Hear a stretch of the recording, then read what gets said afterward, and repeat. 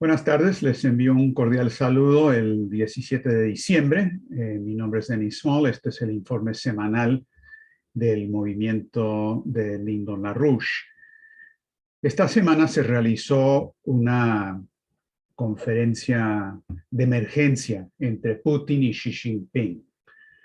Eh, Emergencia porque, en efecto, los dos países están bajo la amenaza de un ataque nuclear en dos sentidos. Un ataque nuclear militarmente, existe ese peligro muy real, pero también un ataque nuclear, entre comillas, la opción nuclear en el asunto financiero internacional, es decir, la amenaza de, en particular en el caso de Rusia, de aislarlos por completo del sistema financiero internacional, cortando la conexión con el sistema SWIFT y también cualquier acceso a los mercados financieros internacionales. Darles pues el tratamiento a Afganistán, de imponer un sitio al estilo para poder estrangularlos y aniquilarlos como está ocurriendo o quieren que ocurra en el caso de Afganistán. Entonces, bajo la sombra pesada de esas amenazas inminentes, se realiza esta reunión cumbre de emergencia, ¿no? Ocurre el miércoles, lo anuncian apenas el lunes. Ustedes se acordarán que la semana pasada recién se había realizado la cumbre de Putin con Biden, eh, pero lo que nosotros no sabíamos en ese momento, aunque seguramente Vladimir Putin sí lo sabía, es que esa reunión cumbre, la de Putin con Biden, en realidad era algo que Putin estaba flanqueando con una cumbre previa anterior, como tomamos nota de eso, el día anterior con Modi de India, pero luego por el otro lado la cumbre que se realizó hace algunos días con Xi Jinping. Y creo que tenemos que entender esta tríada de cumbres para poder entender lo que está pasando. Putin se está moviendo a nivel internacional. Les recuerdo que Lyndon LaRouche dijo en varias ocasiones que Vladimir Putin es un genio en asuntos estratégicos y no hay que cometer el error de subestimarlo y sus capacidades. También creo que es útil recordar que después de que ocurrió lo de Libia en Naciones Unidas, donde Rusia y China votaron a favor, básicamente dándole permiso a Estados Unidos, Francia y la OTAN para atacar, pero luego hicieron algo que no estaba bajo la aprobación de la ONU. Y los rusos dijeron nunca más, no vamos a permitir que eso ocurra otra vez. Y el resultado estratégico de eso, años más tarde, fue lo que pasó en Siria. La movida militar estratégica de Rusia para desactivar el peligro de guerra con una movida militar necesaria para acabar con la base del terrorismo internacional que se estaba estableciendo ahí. Y el intento por parte de Estados Unidos y la OTAN de aniquilar la soberanía de Siria por completo. Una de las cosas que el gobierno ruso ha mencionado varias veces en las últimas semanas es que Occidente le mintió a la Unión Soviética en el momento del desplome del muro de Berlín. Les prometió en muchas ocasiones que de ninguna manera extenderían las fronteras de la OTAN hacia el este, que eso se quedaba en Alemania con la reunificación de Alemania y que no iban, y les garantizaron a los soviéticos que no iban a permitir que eso se extendiera especialmente hacia la frontera de Rusia. Por supuesto, todo eso no ha sido así. Los rusos correctamente dicen que esto fue una gran mentira, las promesas que les dieron no valieron por nada. Y el resultado que estamos viendo en este momento es que Rusia está exigiendo un documento, un tratado o dos tratados por escrito a nivel internacional, uno entre Estados Unidos y Rusia y otro entre Rusia y la OTAN, para garantizar por escrito con las garantías de un tratado internacional que en efecto esto para aquí ahora no se puede aceptar que Ucrania ni Georgia entren a la OTAN, no se puede permitir el establecimiento de bases militares de la OTAN o de emplazamientos de misiles o sistemas de misiles antimisilísticos, sistemas de defensa antimisilísticos en Ucrania u otros lados, y que si no se hace eso, Rusia no tendrá otra solución sino actuar. Para la gente que piensa que no se puede pensar lo impensable, acuérdense de lo que pasó después de que a Rusia le dieron gato por liebre en el caso de Libia y cuál fue el resultado. Una acción unilateral, apropiada, necesaria, y no hubo manera de responder a eso. En este caso estamos ante el peligro de una confrontación que se puede volver nuclear, porque si hay enfrentamiento lo va a haber. Ahora, de nuevo, la cumbre de Putin con Modi el 6 de diciembre, la cumbre de Putin con Biden el 7 de diciembre y después la cumbre de Putin con Xi Jinping el 15 de diciembre. Esta es una totalidad. Putin se está moviendo, obviamente en coordinación con Xi Jinping. Está buscando los flancos que puede tener y hay que tener esto en mente. Ahora, en cuanto a lo que son los temas, las amenazas de los dos tipos de ataques nucleares,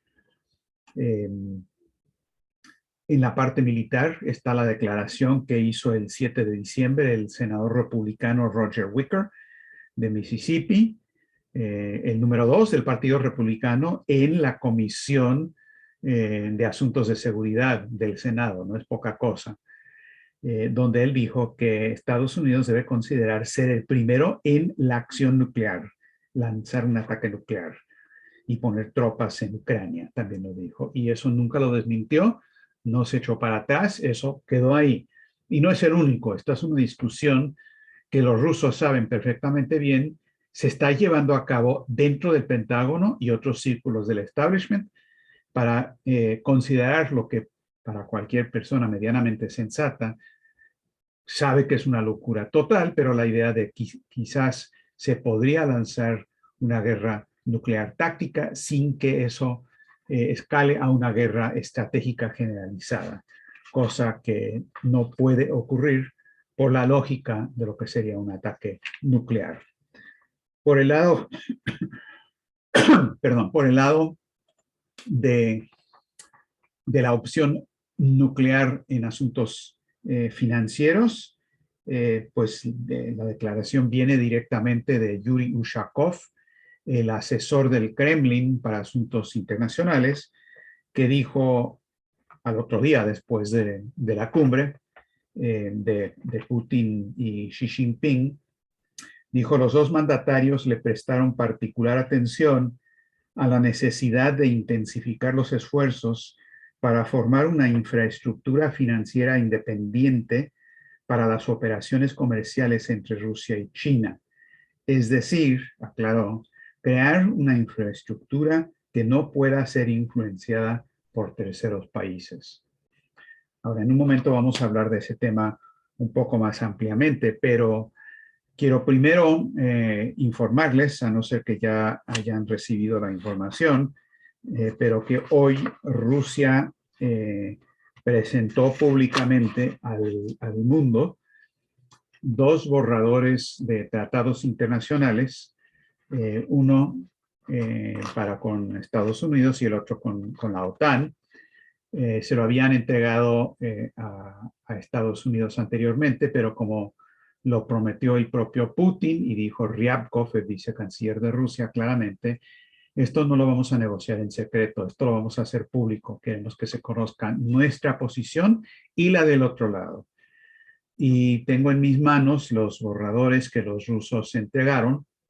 Ryabkov dio un informe de 50 minutos, un informe a los medios de 50 minutos hoy, que se difundió por Ruptly, donde aclaró que los borradores de los tratados no es un menú de solicitudes rusos, donde se puede aceptar uno y rechazar el otro. Es una totalidad, no es un tratado, son dos, es una totalidad. Y dijo que, entre las otras cosas, lo que es absolutamente urgente es que la OTAN retire la invitación que tiene para invitar a Georgia y Ucrania a unirse a la OTAN. Y dijo, aclaro, y luego pasó ahí del ruso al inglés, que la invitación de la OTAN must be withdrawn. Se tiene que retirar eso para enfatizar el punto. Ahora, lo que dicen estos dos tratados, no hay tiempo para repasarlos en detalle. Les recomiendo mucho que lo vean. Este es un momento histórico parecido en términos a la gravedad de la situación, por un lado, y las posibilidades de que resulte un paradigma positivo por el otro, algo parecido a la famosa crisis de los misiles cubanos de 1962.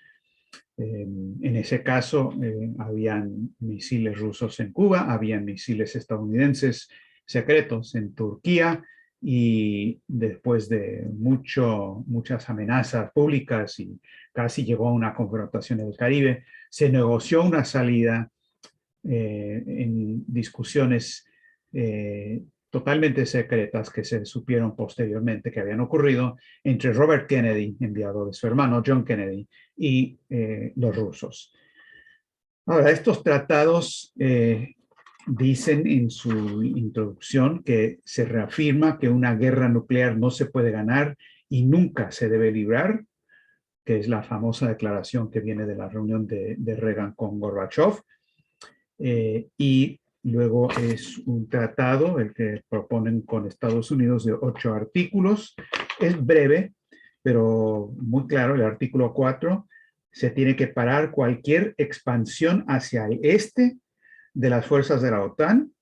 No se pueden establecer bases militares en los territorios de los estados antiguamente, que formaron parte de la Unión Soviética.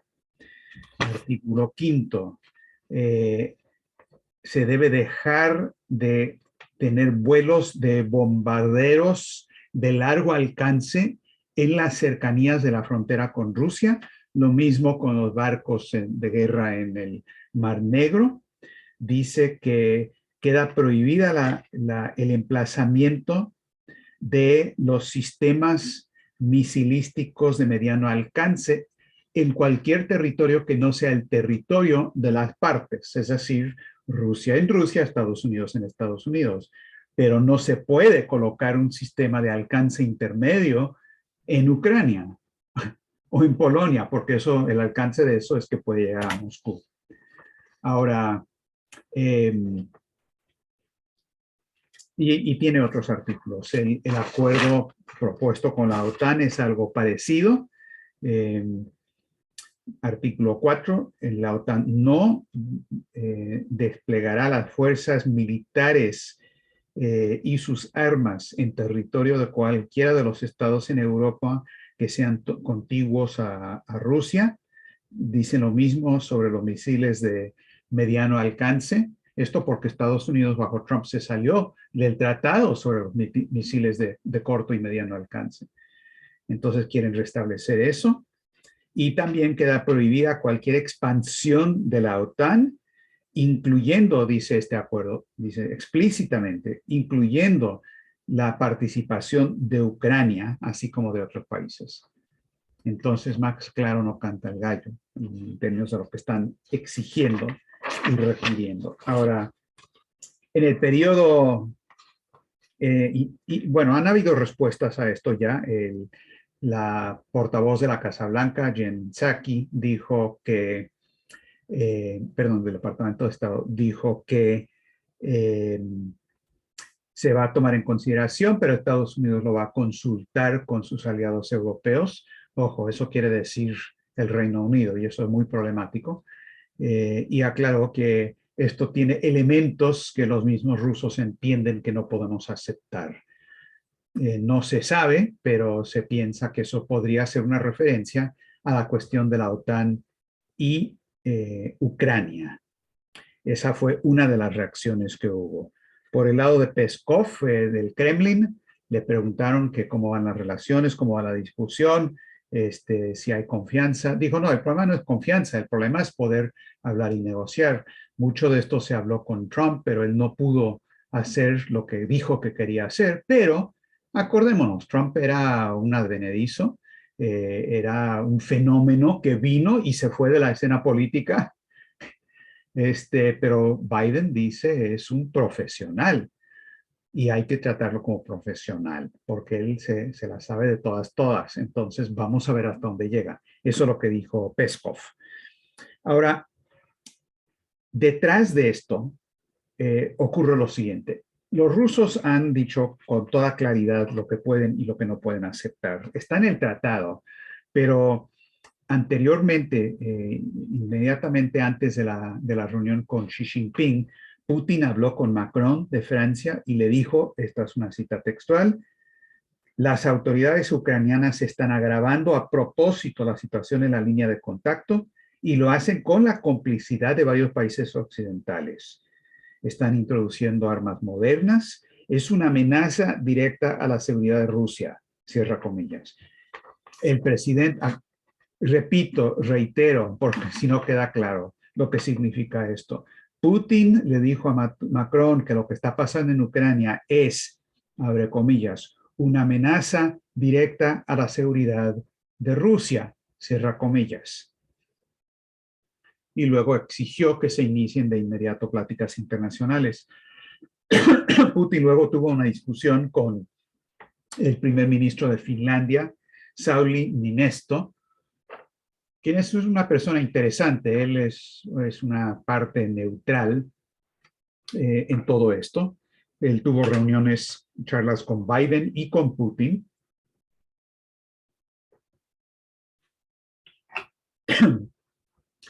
Y Niinisto está haciendo un llamado a una nueva cumbre de Finlandia para llegar a un acuerdo internacional. Pero Putin le dijo claramente que es necesario redactar garantías de seguridad jurídicas internacionales para Rusia y descartar un mayor avance de la OTAN hacia el este y el despliegue de sistemas de armas que amenazan a Rusia en Ucrania y otros estados adyacentes. Exactamente lo que está en el tratado. Y luego, todavía más duro, como corresponde, el embajador ruso en el Reino Unido, Andrei Kelin, declaró en televisión rusa, dijo, la entrada de Ucrania en la OTAN tendrá toda una serie de consecuencias que son de naturaleza absolutamente inaceptable e inadmisibles para nosotros. No solo para nosotros, sino para la seguridad europea en general. Toda la arquitectura de la seguridad europea que se ha creado por varias décadas, unos 40 años, empezando con el acta final de Helsinki, quedará destruida. Nos encontramos literalmente en una situación similar a la de la Guerra Fría de los años 60. Y luego dijo que la línea más dura, dijo, es el Reino Unido adoptará una de las posiciones más extremas, sin duda, agudas y de confrontación. Ahora, Biden parece que está abierto a la idea de negociar, pero Biden no controla en este momento el gobierno de Biden, el gobierno de Washington. La política hasta el momento ha sido controlada y definida por el equipo de los asesores del partido de guerra, tanto republicanos como demócratas, que lo rodean. Blinken, Sullivan, Nuland, la que fue la arquitecto del golpe nazi en Ucrania, y otros. Hay gente dentro del establishment, que los podemos denominar los realistas, que piensan que lo que está ocurriendo, esta trayectoria actual, es cosa de locos y que las provocaciones en contra de Rusia, que vienen de 20 años atrás, desde los Bush, pasando por Obama y luego por Trump y luego ahora, es algo absolutamente absurdo que tiene que parar o si no, vamos a sufrir las consecuencias. Los que están diciendo cosas parecidas son, por ejemplo, James Matlock, uno de los embajadores de Estados Unidos ante la Unión Soviética por muchos años, uno de los grandes expertos, y es puro establishment, no, no es otra cosa. Él está diciendo, esto no funciona, tenemos que dar un paso atrás, o por lo menos al costado. Lyle Goldstein, un profesor experto en China en la Universidad de Asuntos Navales del Ejército de Estados Unidos, también está diciendo, la gente tiene que aprender un poco de historia de Rusia, esto es un error total lo que se está haciendo. Otros embajadores muy conocidos, veteranos de 40 años de la diplomacia, como lo son el embajador Charles Freeman, Graham Fuller, estos últimos dos nos dieron entrevistas a nosotros, a la EIR de la RUSH, para publicación, y ya los estamos publicando, donde están jugando la carta a la RUSH en el sentido de que están usando nuestra plataforma para sacar lo que ellos piensan que debe ser una política más razonable. Eso está ocurriendo, pero como les digo, por el otro lado están gente como Nuland, está Blinken y está toda la línea del Consejo de Relaciones Exteriores, la famosa CFR, que es la rama en Estados Unidos de Chatham House, que es donde se define la política angloamericana. En CFR, que es puro establishment, tanto Haas como otro experto de ellos, ahorita les doy su nombre, Thomas Graham, que se reunió con Ryabkov, por cierto, dicen, sí, tenemos que negociar con Rusia, pero no les podemos prometer que nunca vamos a permitir que Ucrania entre a la OTAN. Podemos posponer eso quizás unos años o una década, pero esa es una carta que no podemos dejar tirar de la mano, la vamos a tener que jugar un día. Entonces, eso es algo que claramente está influenciando al gobierno de Washington y vamos a ver cómo van las negociaciones, porque Putin ha dicho claramente que esto es un requerimiento absoluto si no van a tener que actuar.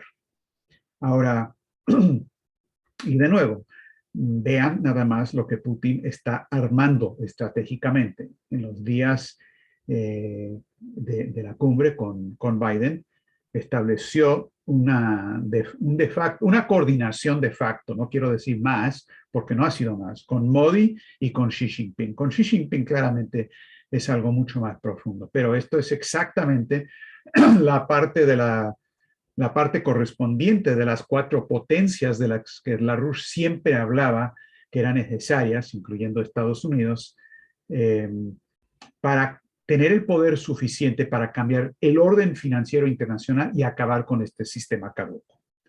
Lo que me lleva al otro punto de la amenaza de un ataque nuclear. Ahora, aquí lo que pasa es que desde la cumbre de junio que tuvieron Biden y Putin, Estados Unidos ha estado amenazando a Rusia con la opción nuclear. Están amenazando con represalias económicas tremendas, enormes, inimaginables, y luego varias personas aclaran de lo que se trata.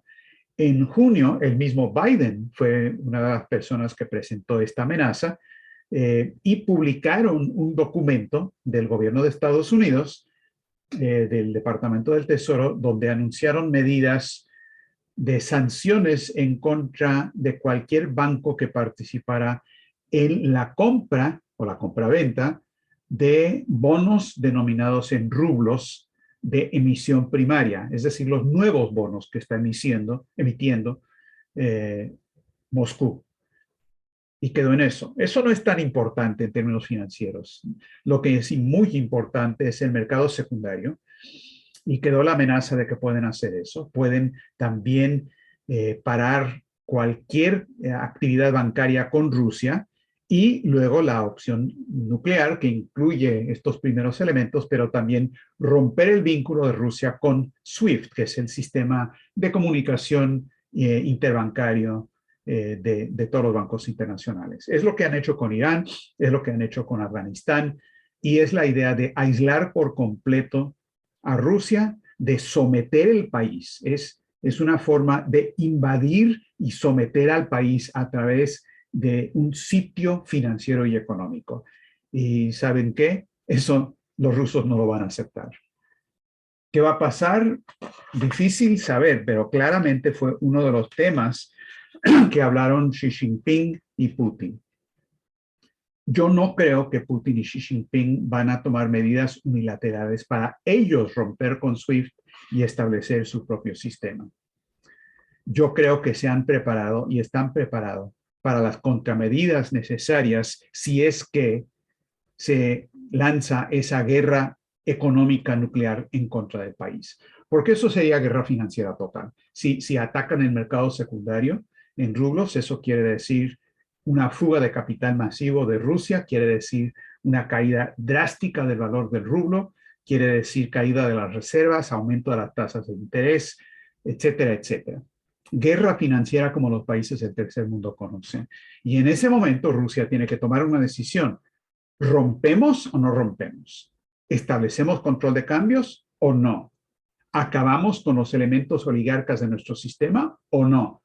¿Nos asociamos con la franja y la ruta en la parte financiera o no? Y si se pone a Rusia en esa situación, yo no creo que haya mucha duda respecto a lo que van a hacer. Y lo que dijeron Putin y Xi Jinping claramente es que de eso hablaron.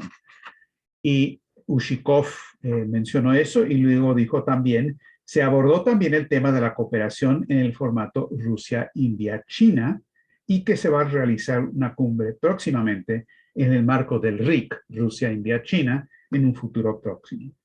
Y luego Putin informó a Xi Jinping sobre la visita a Nueva Delhi el 6 de diciembre, o sea, su visita. Entonces ahí eso queda más o menos redondeada la situación. Yo no sé qué es más peligroso, un ataque nuclear con armas nucleares o lanzar la bomba nuclear en lo financiero, o las dos cosas a la vez. Pero claramente estamos en una situación donde una de las razones, quizás la razón por la cual el establishment internacional no puede aceptar la opción de la negociación, aún de quererlo, no lo pueden aceptar porque su sistema está en bancarrota, está quebrado y tienen que someter al mundo entero a un orden malthusiano, genocida, de desindustrialización, de desnuclearización, de descarbonización, donde reducen la población a 1.000 millones de seres humanos, como dijo el príncipe Felipe, como dijo Schellenhuber y como otros han dicho claramente.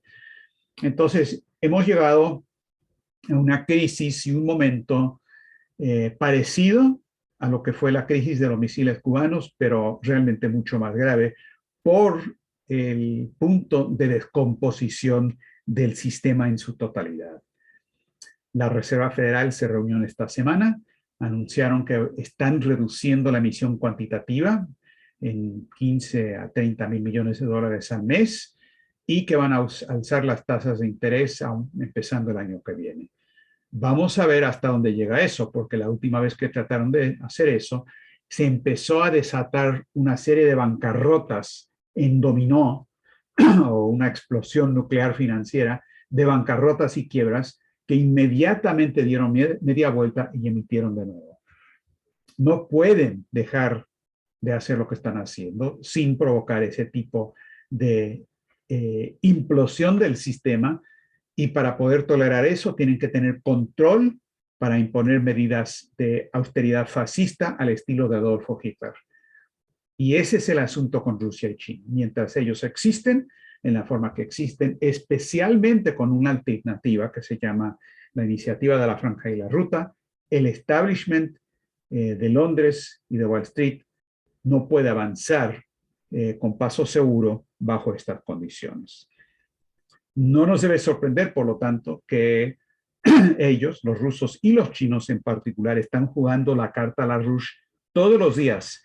Helga Sepp LaRouche ha estado en televisión de CGTN 3 veces esta semana, la última vez en un diálogo con jóvenes, donde le preguntaron a Helga, el resto de los interlocutores, los que participaron eran jóvenes, le preguntaron a ella si tiene una sugerencia para los jóvenes en momentos de peligro, y ella explicó que el tema central es la imagen del hombre y que estamos en la encrucijada entre un mundo de destrucción malthusiana y de pesimismo o entrar a la era de la ciencia del espacio y que tendremos el futuro colonizando y conociendo todo el resto del universo físico.